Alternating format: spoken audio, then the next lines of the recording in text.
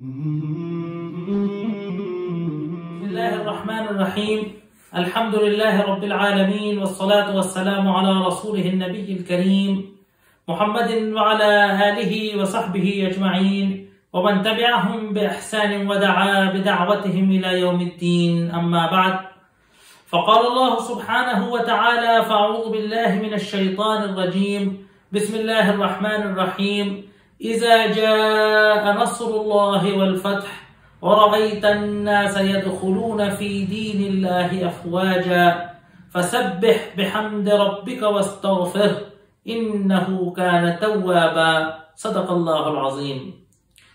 محترم ناظرین، السلام علیکم ورحمۃ اللہ وبرکاتہ. محترم حضرات، سابقہ لیکچر کے اندر سورہ کافرون کے تعلق سے گفتگو ہوئی تھی اور کچھ ٹیکنیکل فالٹ کی وجہ سے، میموری کارڈ وغیرہ کی کسی ٹیکنیکل فالٹ کی وجہ سے آخر کے 1-1.5-2 منٹ کا ویڈیو اپلوڈ ہونے سے رہ گیا تھا، اور اس ویڈیو میں کچھ ایک تو غلطیاں بھی ہو گئی تھیں، تو اس کے لیے ہم محترم ناظرین سے معذرت خواہ ہیں. گفتگو سورہ کافرون کے تعلق سے مکمل ہو گئی تھی، اور جو سب سے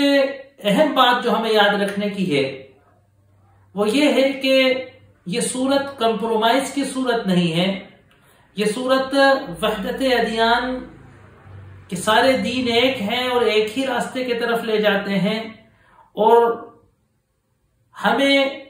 تم اپنے دین پر چلو، ہم اپنے دین پر چلیں، کوئی اعتراض نہیں ہے.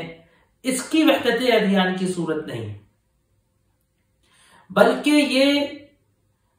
کفر سے اور شرک سے برات کی صورت ہے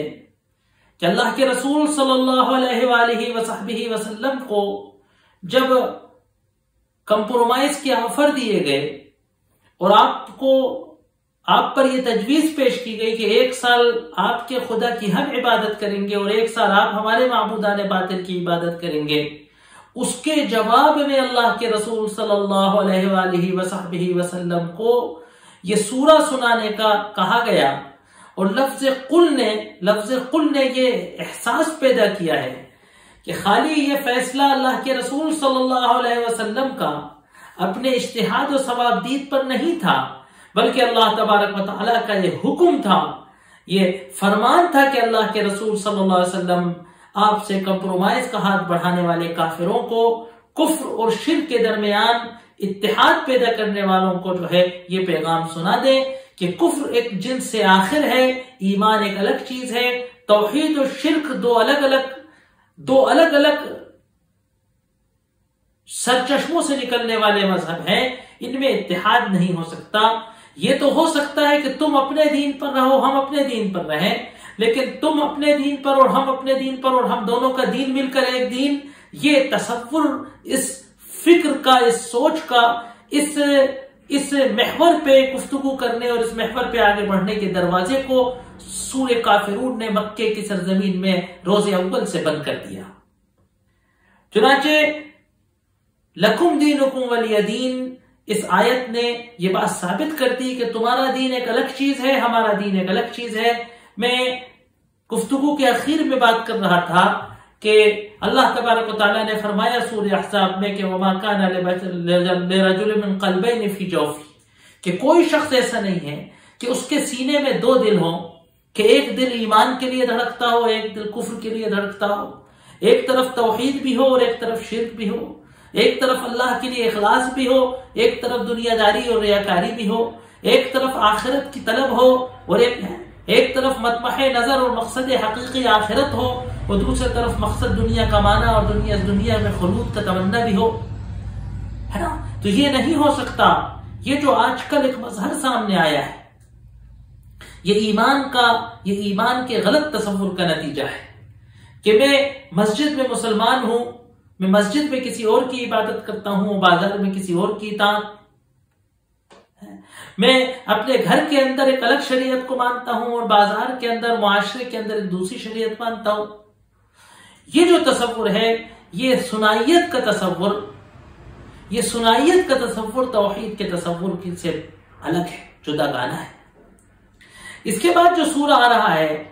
وہ سورہ نصر ہے، قرآن کی بہت اہم ترین سورت ہے سورہ نصر۔ اس کے بارے میں اتفاق ہے مفسرین کا کہ یہ مدنی سورت ہے۔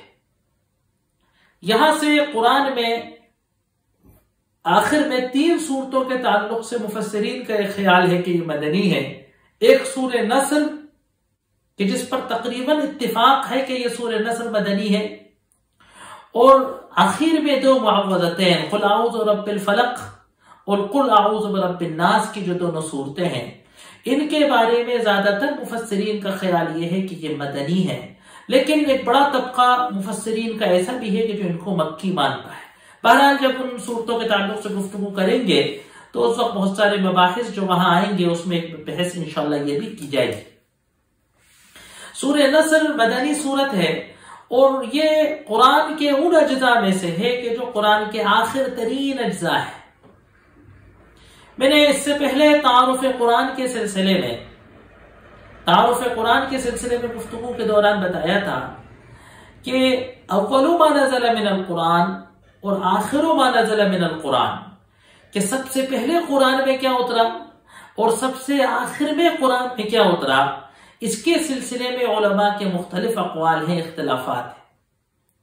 تو بہت ساری آیتیں، متعدد آیات اور سورہ ہیں کہ جن کے بارے میں یہ روایات ملتی ہیں احادیث مبارکہ کے اندر، صحابہ کے ارشادات کے اندر، کہ آخر ما نزل من القرآن، کہ سب سے آخری جو قرآن نازل ہوا وہ یہ تھا۔ بعض حضرات نے اس کو اختلاف گردانا ہے، اس میں ترجیحات پیدا کی ہیں، اور بعض حضرات نے اس کی توجیح کی ہے،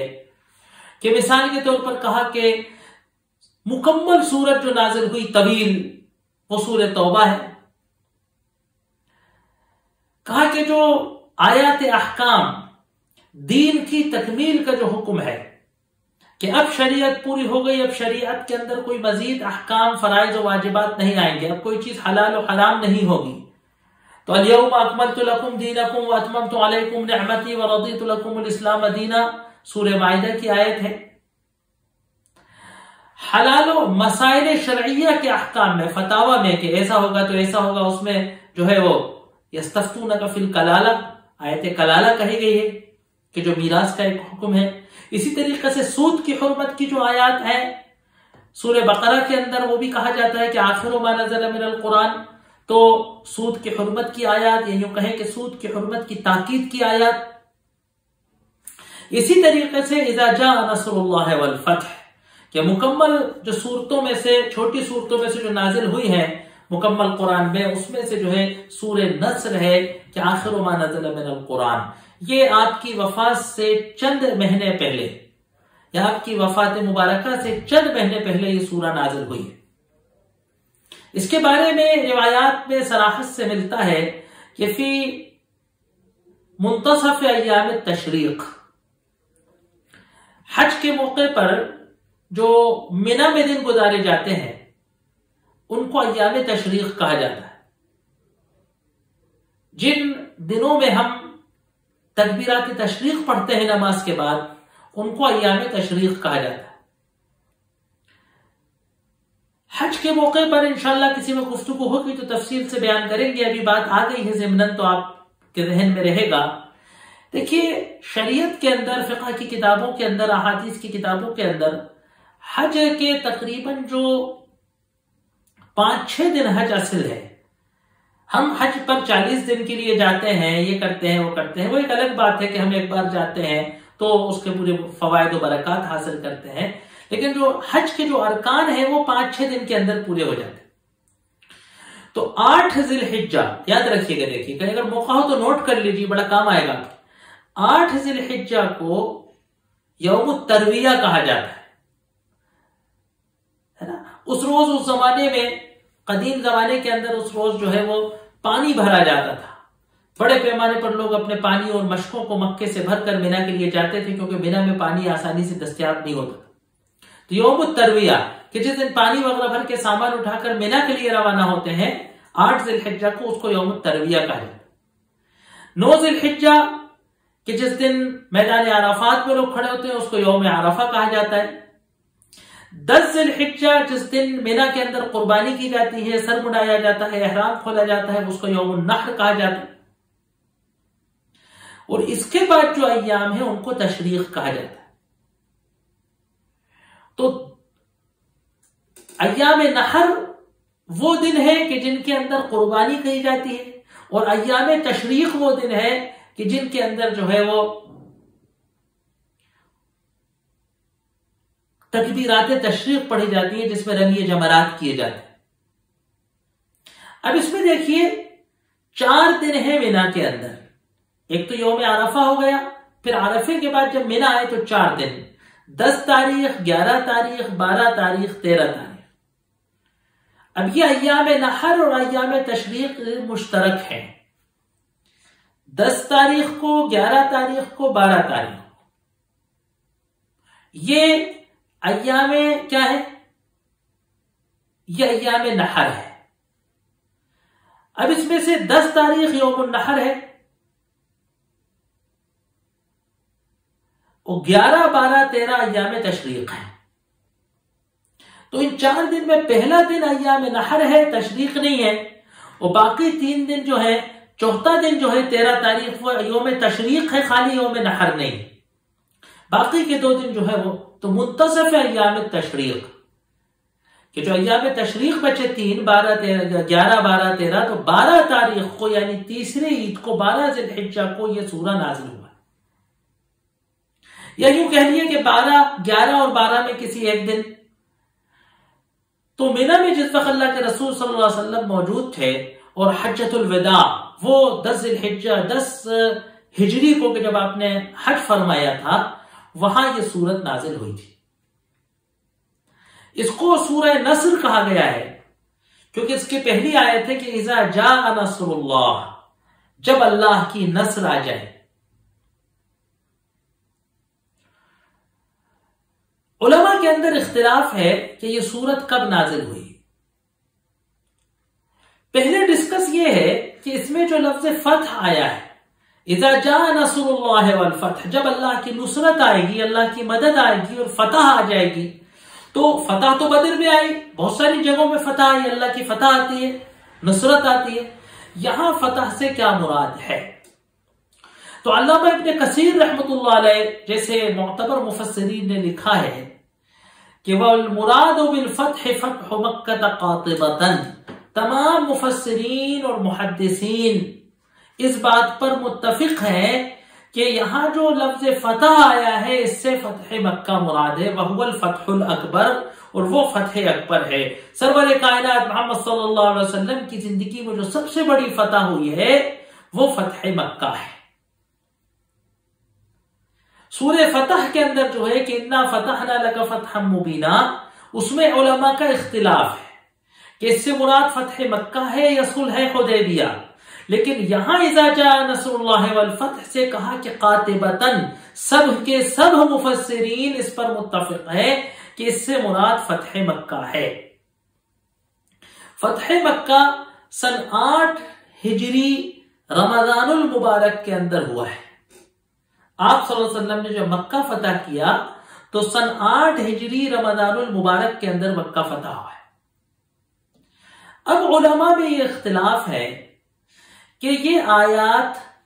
فتح مکہ کے بعد نازل ہوئی ہے، فتح مکہ کی نعمت کو، فتح مکہ کی اس برکت کا یاد دلاتے ہوئے، اس پر تبصرہ کرتے ہوئے، یا یہ 8 ہجری سے پہلے، فتح مکہ سے پہلے یہ آیات نازل ہوئی تھیں بشارت دینے کے لیے کہ جب فتح ہو تو پھر کیا کرنا، اللہ کی حمد و ثنا کرنا ہے نا، اور اللہ سے استغفار کرنا. عربی زبان کے اندر اذا کہتے جب، تو ایک بڑا طبقہ ہے مفسرین کا، خاص طور سے نحوی انداز کی جو تفسیر کرتے ہیں کہ یہ لفظ اذا آتا ہے جب ایسا ہو تو ایسا کرنا، تو پہلے کہا جاتا ہے. مثال کے طور پر میں کہوں کہ اگر میں تمہارے پاس آؤں تو تم مجھے چائے پلانا، تو ظاہر سی بات ہے میں آنے سے پہلے کہوں گا نا، آنے کے بعد تھوڑی کہوں گا کہ جب میں تمہارے پاس آؤں تو مجھے چائے پلا دیا کرنا. یہ بات تو میں اس وقت کہوں گا جب میں آپ کے پاس آیا نہیں. لیکن بہت سارے وہ مفسرین، زیادہ تر کہ جیسے جو روایات کو مقدم رکھتے ہیں قیاس اور نحو کے اصول پر، ان کا یہ کہنا ہے کہ یہ فتح مکہ کے 2 سال بعد حجۃ الوداع کے موقع پر یہ آیات نازل ہوئی ہیں۔ دراصل سورہ نصر کے اسٹیٹس کے بارے میں یہ ہے کہ کیا یہ فتح مکہ کی بشارت دینے کے لیے آئی ہے یا اس سورت کا کوئی اور مطلب لیا گیا ہے۔ اس کے شان نزول کے اندر ایک روایت نقل کی جاتی ہے حضرت عمر بن خطاب اور حضرت ابن عباس رضی اللہ عنہ کی۔ حضرت ابن عباس رضی اللہ عنہ بڑے ذہین و فطین صحابہ میں سے تھے اور فقہائے صحابہ میں آپ کا شمار تھا۔ اللہ کے رسول صلی اللہ علیہ وآلہ وصحبہ وسلم کے آپ چچا زاد بھائی تھے، چچا کے بیٹے تھے، اور آپ اللہ کے رسول صلی اللہ علیہ وسلم کی زندگی میں نوعمر تھے۔ آپ صلی اللہ علیہ وسلم نے آپ کے لیے دعا فرمائی تھی کہ فقہہ فی الدین وعلمہ التأویل، کہ اللہ اس کو دین کی سمجھ عطا کرنا، وعلمہ التأویل، اور اس کو تاویل کا، کلام پاک کی تفہیم و تفہم کا، تفسیر کا علم عطا کرنا۔ تو چنانچہ آپ کو مفسرین صحابہ کے سرخیل میں مانا جاتا ہے۔ ایک روایت میں آتا ہے کہ حضرت عمر بن خطاب رضی اللہ عنہ امیر المومنین، کہ جو اپنی ذہانت و فطانت اور اپنے نظم و ضبط اور اپنے ایڈمنسٹریشن اور اپنی ثوابدید کے لیے مشہور و معروف شہرۂ آفاق ہیں، آپ کم عمر کی ہوتے ہوئے حضرت ابن عباس کو کبار مہاجرین و انصار کی جو مجلس شورا تھی اس میں داخل کرتے تھے۔ تو بعض حضرات نے چیمہ گوئی کی کہ حضرت عمر ان کو داخل کرتے ہیں، وَلَنَا أَبْنَاءٌ مِثْلُونَ، ہمارے بیٹے ان جیسے، ہمارے لڑکوں کی عمر کے آدمی کو ہمارے ساتھ مجلس شورا میں بٹھاتے ہیں۔ جب حضرت عمر تک یہ بات پہنچی تو حضرت عمر نے چاہا کہ حضرت عبداللہ ابن عباس کے مقام و مرتبے کو اور ان کے علم اور ان کے فہم و فراست کو سب کے سامنے لایا جائے۔ تو کہا کہ ایک دن حضرت عمر بن خطاب نے اشراف قریش کو، بڑے بڑے صحابہ کو طلب کیا، مجلس شورا میں بلایا اور مجھے بھی ان کے ساتھ داخل کر لیا، اور پھر پوچھا کہ ما تقولون فی قولہ تعالی، تم اللہ تبارک و تعالیٰ کے اس قول میں کہ اذا جاء نصر اللہ والفتح ورأیت الناس يدخلون فی دین اللہ افواجا فسبح بحمد ربک واستغفر انہ کان توابا، اس کے بارے میں آپ کیا کہتے ہو؟ تو بعض صحابہ نے فرمایا کہ اللہ تبارک و تعالیٰ ہمیں حکم دیتا ہے کہ جب کبھی اللہ ہمیں نصرت کرے اور فتح آ جائے تو ہمیں اس کی تعریف اور اس کا شکر ادا کرنا چاہیے۔ بعض نے کچھ جیسی بات کہی، بعض خاموش رہے۔ حضرت عمر بن خطاب حضرت عبداللہ ابن عباس کی طرف متوجہ ہوئے اور کہا کہ ابن عباس کیا تم بھی یہی کہتے ہو؟ تو میں نے کہا لا نہیں۔ فرمایا کہ پھر تم کیا کہتے ہو؟ کہا اجل رسول اللہ صلی اللہ علیہ وسلم نوئی الیہ، اللہ کے رسول صلی اللہ علیہ وسلم کا اجل، اجل کہتے ہیں طے شدہ وقت، یعنی آپ کی وفات کا نوئی، نئی کہتے ہیں موت کی خبر، آپ کی وفات کی اطلاع آپ کو دی گئی ہے اس صورت کے اندر۔ حضرت عمر بن خطاب نے کہا کہ واللہ، اللہ گواہ ہے کہ میں بھی اس آیات کے بارے میں، اللہ کے اس قول کے بارے میں اس کے علاوہ کچھ نہیں جانتا جو تم نے بیان کی۔ تو اصل مسئلہ کیا ہے کہ یہ سورہ اللہ کے رسول صلی اللہ علیہ وسلم کی وفات کی طرف اشارہ تھا، آپ کا اس دنیا سے رخصت ہو جانے کے بارے میں اس صورت کے اندر آئے۔ روایات میں آیا ہے کہ جب یہ صورت نازل ہوئی تو بڑے صحابہ خوش ہوئے کہ فتح کی بشارت دی گئی ہے، دین کی سربلندی کا اشارہ کیا گیا ہے اس کے اندر۔ لیکن حضرت ابو بکر صدیق رضی اللہ عنہ، کہ جو صحابہ میں سب سے افضل ترین، جو صحابہ میں سب سے زیادہ عالم اور افقہ تھے اور مزاج نبوت سے سب سے زیادہ واقف تھے، آپ صلی اللہ علیہ وسلم پر جب یہ صورت نازل ہوئی تو حضرت ابو بکر صدیق رضی اللہ عنہ رونے لگے۔ کسی نے پوچھا کہ یہ تو فتح کی صورت ہے، بشارت کی صورت ہے، جوق در جوق اسلام میں، فوج در فوج اسلام میں لوگوں کے داخل ہونے کی بات کی جا رہی ہے، اس میں آنسو کہاں سے آ گئے؟ کہا ارے بھائی، جب دعوت کی تکمیل ہو گئی، جب اسلام مکمل ہو گیا، جب فتح مکہ ہو گیا، جب اسلام پھیل گیا تو اللہ کے رسول صلی اللہ علیہ وسلم کی دنیا میں ضرورت نہیں رہی، اب رسالت کا فریضہ پورا ہو گیا ہے نا۔ تو اب رسالت کا کاروبار پورا ہو گیا، اب اللہ کے رسول صلی اللہ علیہ وسلم دنیا میں نہیں رکے۔ روایتوں میں آتا ہے کہ جس وقت ایام مینا کے دن یا آیتیں نازل ہوئیں اور حجۃ الوداع تھا، اس کو حجۃ الوداع کہا گیا ہے کہ وداعی کا حج، اس میں اللہ کے رسول صلی اللہ علیہ وسلم نے امت سے ودا لی۔ 1 لاکھ 1.25 لاکھ سے اوپر لوگ اس وقت حج میں شامل تھے۔ آپ نے اسلام کی توحید کا اعلان، اسلام کے بنیادی عقائد،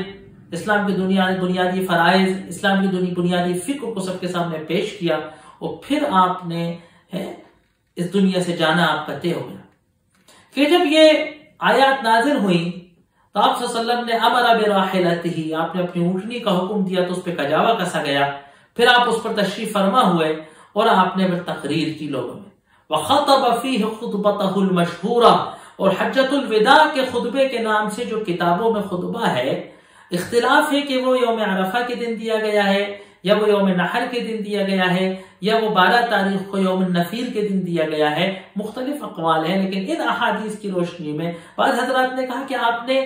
ایک جیسے ہی مضمون کے متعدد الفاظ کا فرق آتا ہے، ایک ہی جیسے مضمون کے لگ بھگ ایک ہی جیسی باتوں کے الگ الگ الفاظ میں الگ الگ پیرائے میں آپ نے 3 خطبے دیے تھے دوران حج۔ مجمع بڑا تھا، اپنی بات کو ہے نا اتنے بڑے لوگوں تک پہنچانے کا بڑا موقع تھا۔ اللہ کے رسول صلی اللہ علیہ وسلم نے اس دعوت کے آخری پیغام میں کوئی ذرا سی بھی جو ہے موقع کی چوک نہیں کی، کوئی موقع نہیں چھوڑا کہ اس بات کو بیان کرے۔ وہاں آپ نے کہا کہ مقامی ہاذا، مجھے نہیں لگتا کہ اب میں کبھی تمہارے سامنے مقامی ہاذا اس مقام پر کبھی دوبارہ کھڑا ہوں گا کہ پھر کبھی حج پر آؤں، اتنا بڑا مجمع۔ تو 9 تاریخ کو آیت اتری الیوم اکملت لکم دینکم، اور 10، 11 یا 12 تاریخ کو یہ سورت اتری کی اذا جاء نصر اللہ والفتح، یہ آخر ما نزل من القرآن ہے۔ بعض روایتوں میں آتا ہے کہ آپ کی وفات سے 70 دن پہلے کی بات ہے، بعض میں آتا ہے کہ آپ کی تو بہرحال 12 ذی الحجہ کی بات ہے، پھر 12 محرم، 12 سفر 2 مہینے اور 12 ربیع الاول 3 مہینے، تو آپ کی وفات تقریباً جو راجح ترین قول ہے احادیث کی روشنی میں، وہ آپ کی وفات کا 2 ربیع الاول کا ہے، تقریباً 2 ربیع الاول کا ہے۔ ہم نے ایک بار اس پر جو ہے بڑی بحث و کلام کیا، ندیم میں ایک بار وہ مضمون آیا بھی تھا، اور موقع ہوا تو کسی وقت ہم اپنے اس چینل پر آپ کو چارٹ ڈالیں گے کہ جو ہم نے ایک کیلنڈر تیار کیا تھا جس سے پتہ چلتا ہے کہ احادیث میں جو اشارہ آیا ہے اس کے اعتبار سے آپ کی وفات ہر صورت 2 ربیع الاول ممکن ہے۔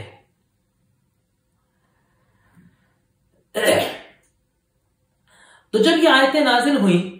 تو آپ صلی اللہ علیہ وسلم نے اپنا وہ مشہور و معروف خطبہ دیا۔ پھر اس کے بعد جو آیت نازل ہوئی ہے آپ کی وفات سے چند دن پہلے، اس میں وہ کلالہ والی آیت نازل ہوئی ہے، کلالہ والی نہیں، وہ خمر سے متعلق آیت نازل ہوئی ہے، اور آخری جو آیت نازل ہوئی ہے وہ سورہ بقرہ کی جو آخر کی آیات ہے اس کے پہلے والی جو آیت ہے وہ نازل ہے۔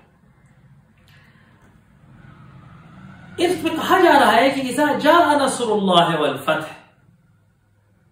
کہ جب اللہ کی مدد آئے اور فتح آئے، یعنی فتح مکہ ہو جائے۔ اب آپ اگر سیرت کا مطالعہ کریں گے تو آپ کو پتہ چلے گا کہ جتنے لوگ پوری دعوت اسلامیہ کے اندر نہیں آئے، 13 سال مکے کے اندر جو آپ نے جدوجہد کی اس میں جتنے لوگ مسلمان ہوئے، اس سے کہیں زیادہ لوگ مدینے میں آنے کے بعد 5 سال کے اندر مسلمان ہو گئے، صلح حدیبیہ تک۔ اور صلح حدیبیہ جب سن 6 ہجری میں ہوئی تو اس کے بعد فتح مکہ کے بیچ میں اتنے لوگ مسلمان ہوئے جو ابھی تک نہیں ہوئے تھے، اور فتح مکہ کے بعد تو پورا جزیرۃ العرب، جیسے میں نے آپ کو بتایا کہ رمضان سن 8 ہجری میں فتح مکہ ہوا، اور 9 ذی الحجہ 9 ہجری اور 10 ہجری، یہ 2 سال ہے کہ جس کو عام الوفود سن 9 ہجری کو کہا گیا، کہ عرب کے قبائل وفد در وفد، فوج در فوج، جماعت در جماعت، قبیلے کے قبیلے ایمان قبول کرنے آ رہے تھے۔ ہم نے سورہ فیل کے اندر اشارہ کیا تھا کہ عرب کے زیادہ تر قبائل قریش کے اور آپ کا جو یہ نزاع چل رہا تھا، قریش کی اور جو اللہ کے رسول صلی اللہ علیہ وسلم کی جو کشمکش چل رہی تھی، اس سے علیحدہ ہو گئی تھی اور یوں کہہ دیا تھا کہ دیکھ اس معاملے میں وہ ہے نا دیکھ رہے تھے، انتظار کر رہے تھے کہ اگر قریش حق پہ ہے تو وہ غالب آ جائیں گے، اور اگر آپ نے مکہ فتح کر لیا تو اس کا مطلب کہ آپ حق پر ہیں۔ جب مکہ فتح ہوا تو تمام عرب کے قبائل کو، ایک ایک بڑے اور چھوٹے عربی کو یہ بات کا احساس ہو گیا کہ آپ کی دعوت سچ ہے، اور پھر مکمل اس 1.25 سال 1.5 سال کے اندر پورا جزیرۃ العرب اسلام کے گہوارے کے اندر داخل ہو چکا تھا۔ یہ فتح مکہ کی بات تھی، اور ظاہر سی بات ہے جس بستی سے آپ رات کے اندھیرے کے اندر بھیس بدل کے، چہرہ چھپا کر، جان بچا کر، بھاگ کر غار ثور کے اندر چھپتے چھپاتے چوری اپنی جان بچا کر مکہ چھوڑ کر مدینے خالی دستوں پہ ایک ساتھی کے ساتھ، 2 آدمی کے ساتھ نکلے تھے، اس محرومی اور بے کسی کی حالت میں اللہ تبارک و تعالیٰ کا یہ آپ پر انعام عظیم تھا کہ 10,000 جانثاروں کے ساتھ، لشکر جرار کے ساتھ، مکے جیسے، قریش جیسے قبیلہ کے جس نے آپ کی قوت کو، آپ کی عظمت کو، آپ کے جس کو کہتے ہیں نا آپ کی شان و شوکت کو دیکھ کر ہتھیار ڈال دیے، لوہے اور ہتھیار بند زرہ پہنے ہوئے 10-12 ہزار جانثاروں کے بیچ آپ مکے کے اندر داخل ہوتے ہیں۔ اس سے بڑا انعام عظیم کیا ہو؟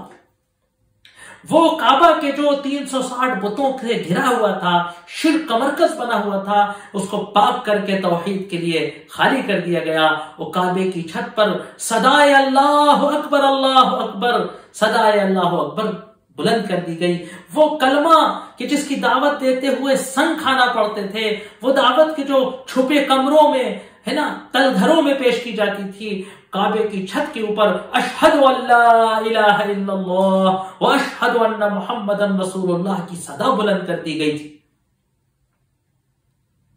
وہ قریش کہ جو آپ کو ستاتا تھا، وہ قریش جو آپ کو سخت سست سناتا تھا، ہے نا، آپ کے سامنے سر جھکایا ہوا سیلنڈر کھڑا تھا، اور آپ کعبے کی دروازے کی چوکٹ پر کھڑے ان کو خطاب کر رہے تھے، اور وہ شان نبوت تھی، وہ شان تھی کہ آپ کہہ رہے تھے اذهبوا فانتم الطلقاء۔ یہ آپ کا کردار تھا، یہ آپ کی شخصیت تھی، یہ آپ کا بڑا پن تھا کہ آپ وہاں کھڑے ہو کر ان کو معاف کر رہے تھے، اور آپ کی اس معافی کے تحت، آپ کی اس شخصیت کی عظمت کے تحت، آپ کے اس اخلاق اعلیٰ و بلند اخلاق کے تحت پورا جزیرۃ العرب ذہنی اعتبار سے، فکری اعتبار سے، قلبی اعتبار سے آپ کے اخلاق کا غلام ہو گیا تھا۔ یہ ہے اذا جاء نصر اللہ، بس جب اللہ کی نصرت آئی، جب اللہ کی مدد آئی اور اللہ نے فتح دی، فتح عظیم ہو گئی۔ تو دیکھیے نصرت پہلے آتی ہے، نصرت کا نتیجہ یہ ہوتا ہے کہ فتح آئے، اس لیے ہمیں اللہ تبارک و تعالیٰ سے نصرت کا طلب کرنا چاہیے، وہ اسباب اختیار کرنا چاہیے کہ جس سے نصرت آئے۔ نصرت کیسے آتی ہے؟ نصرت صبر و استقامت سے آتی ہے، نصرت ایمان سے آتی ہے، نصرت مجاہدے سے آتی ہے، نصرت قربانی دے کر آتی ہے، نصرت قربان ہو جانے کے بعد آتی ہے کہ اذا جاء نصر اللہ والفتح، اور فتح مکہ ہو گیا۔ فتح مکہ کی تاریخ آپ نے پڑھی ہوگی کہ کس طریقے سے اللہ تبارک و تعالیٰ نے وہ اسباب کیے، کس طریقے سے اللہ تبارک و تعالیٰ نے وہ اسباب کیے کہ فتح مکہ کی نوبت آئی۔ تو اذا جاء نصر اللہ والفتح ورأيت الناس يدخلون في دین اللہ افواجا، اور تم نے دیکھا کہ لوگ داخل ہو رہے ہیں، ورأيت الناس، اور دیکھا تم نے لوگوں کو داخل ہوتے ہوئے، فی دین اللہ افواجا، اللہ کے دین میں فوج در فوج، جماعتیں در جماعتیں، قافلے کے قافلے، قبیلے کے قبیلے داخل ہوتے۔ فسبح بحمد ربک واستغفرہ انہ کان توابا، بس فسبح، بس جب ایسا ہو جائے تو فسبح، بس تسبیح بیان کرو اپنے رب کی حمد کی تسبیح بیان کرو، واستغفر، اس سے استغفار کرو، انہ کان توابا، بے شک وہ توبہ قبول کرنے والا ہے۔ وقت پورا ہو گیا، انشاءاللہ اللہ تبارک و تعالیٰ نے توفیق دی تو تھوڑا سا فتح مکہ کے تعلق سے کہ فتح کیسے ہوئی، کیا اس کا تعلق وہ فتح مکہ کے تعلق سے اور یہ فسبح بحمد ربک واستغفرہ کے تعلق سے انشاءاللہ کچھ روشنی ڈالیں گے اگر اللہ تبارک و تعالی نے توفیق دی۔ وآخر دعوانا ان الحمد للہ رب العالمین۔